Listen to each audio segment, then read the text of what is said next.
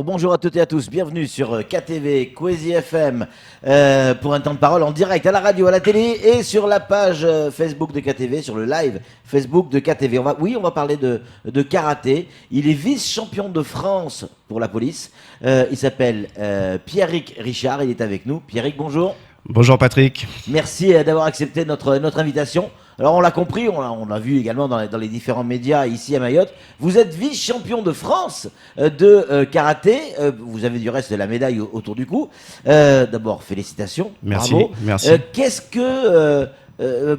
C'est quoi cette fédération au sein de la police? Ça compte pas pour le national?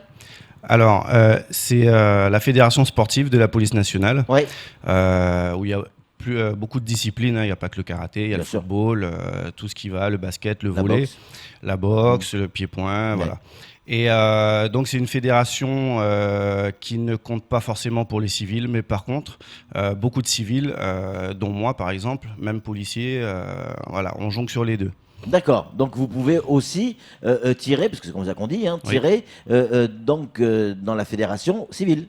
Tout à fait, c'est ce que je fais aussi en même temps. Ouais. Et donc c'est les mêmes niveaux? Alors, ce qu'il faut savoir, c'est qu'il n'y a pas si longtemps que ça, l'équipe de France police, c'était en gros l'équipe de France civile.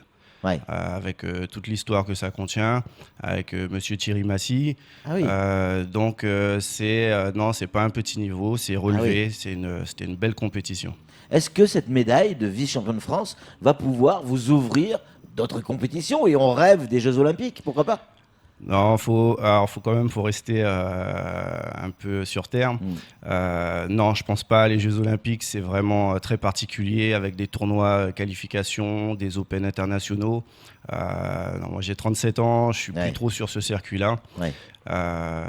Par contre, ça peut m'ouvrir. On verra peut-être les portes de l'équipe de France Police pour faire les championnats d'Europe. Oui, mais déjà, championnat d'Europe, ça serait déjà plutôt pas mal quand même. Ça serait pas mal. Alors, Pierrick, quand on est policier, c'est des questions qui arrivent, on a toutes sortes de questions qui arrivent. Quand on est policier et qu'on est champion de France ou vice-champion de France de karaté, est-ce que ça sert dans sa vie de policier?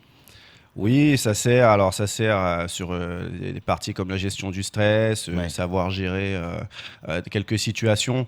Après, si c'est pour se dire, voilà, on va combattre avec des délinquants, non, c'est pas le but. On ne cherche pas la bagarre. Le but, c'est vraiment de gérer les situations au mieux.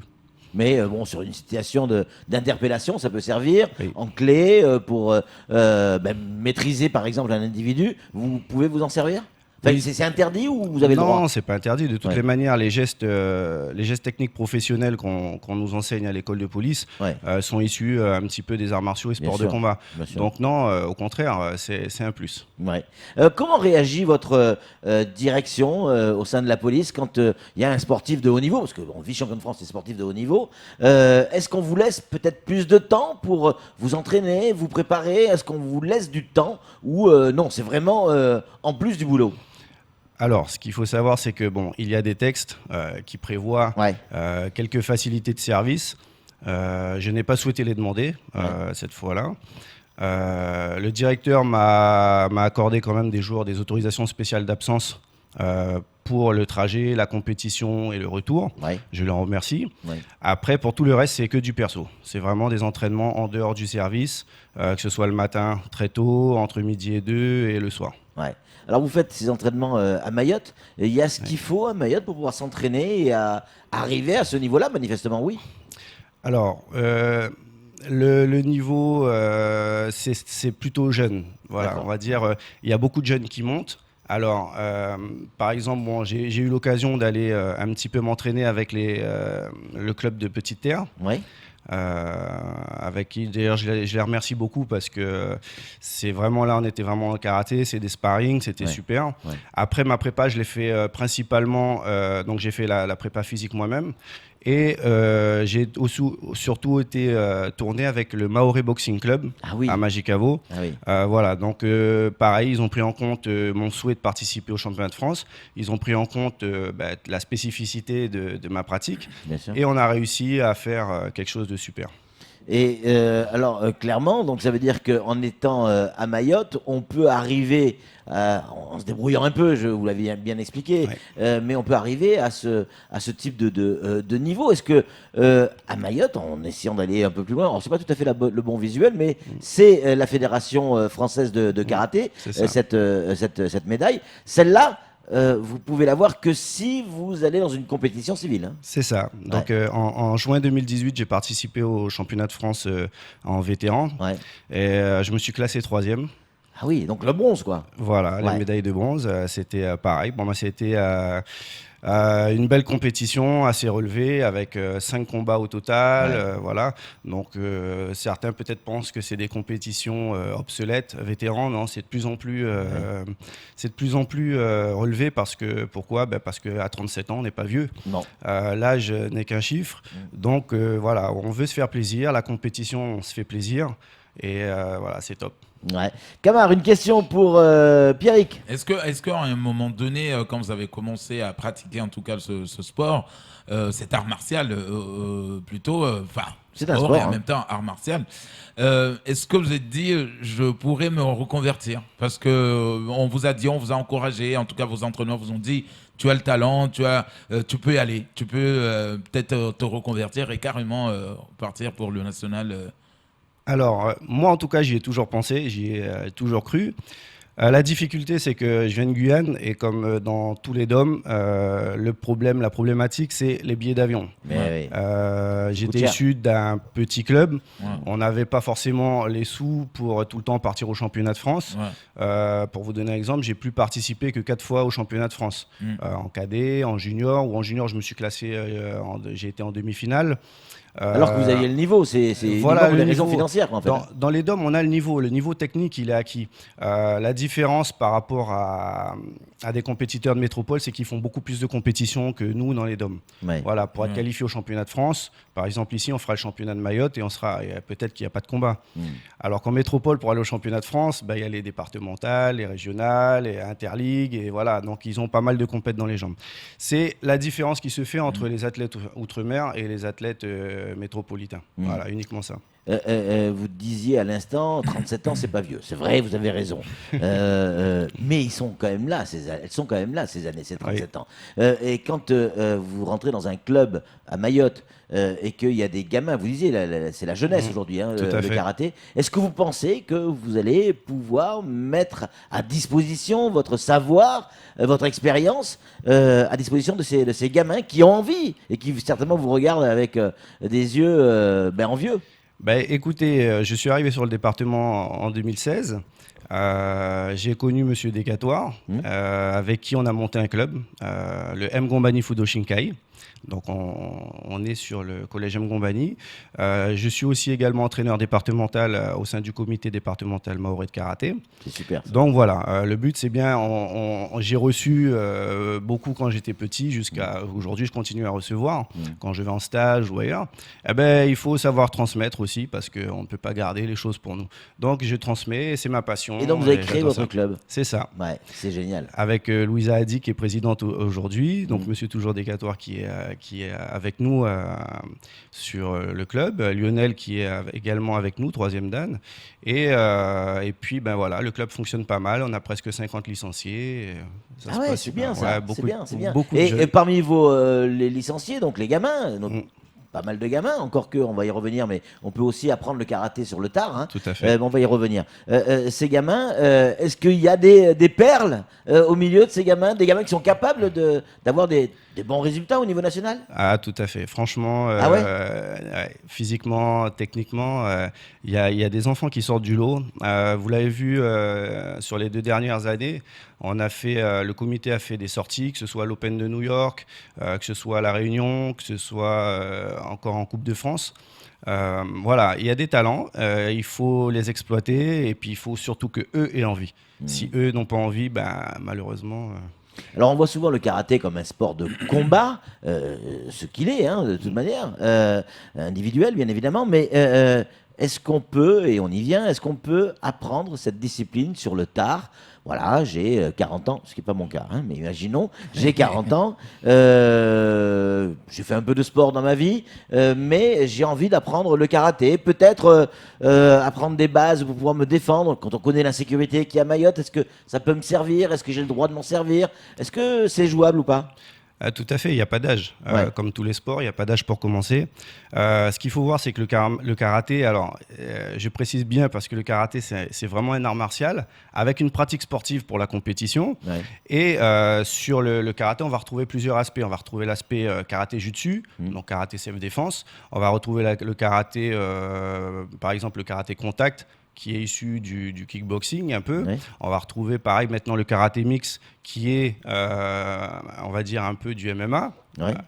Et voilà, donc il y a énormément de choses à voir. Il y a le body karaté aussi pour ces dames. Alors, c'est quoi ? Alors le body karaté, c'est un peu du fitness sur des mouvements de karaté, ouais. Voilà, avec de la musique, voilà, ouais. Ça bouge. Alors, le problème, je dirais, le souci, c'est que moi, personnellement, par rapport à ma profession, c'est difficile de me démultiplier. Oui. Donc moi, voilà, j'ai accès, on a accès essentiellement les cours sur les jeunes, donc l'aspect, voilà, les bases, et aussi le karaté sportif.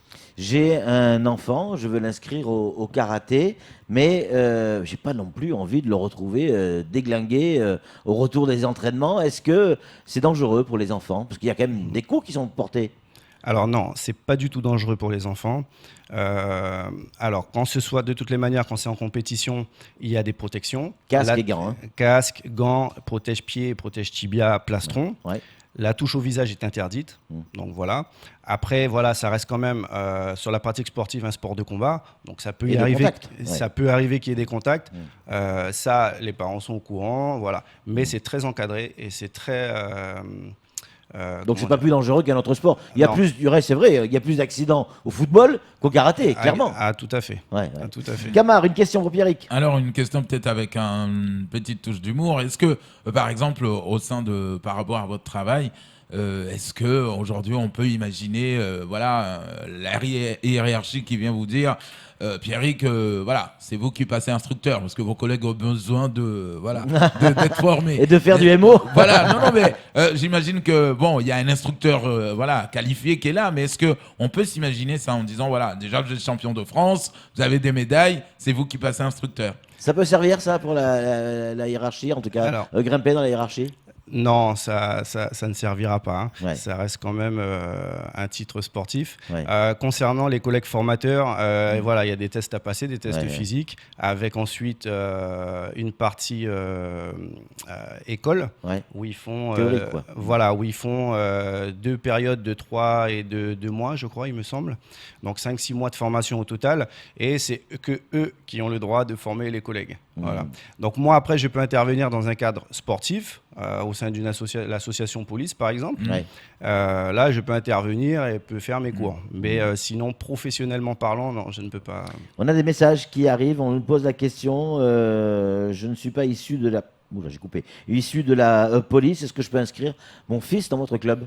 Tout à fait, tout le monde peut inscrire. C'est pas un club police, c'est vraiment un club civil, comme une association, loi 1901. Et tout le monde peut inscrire son enfant. Ça coûte combien par an? C'est des questions qui arrivent toutes simples. Alors, nous au club, voilà, jusqu'à 15 ans, on prend 50 € par an, la licence. À l'année. Hein. La cotisation, pardon, est 37 € la licence fédérale.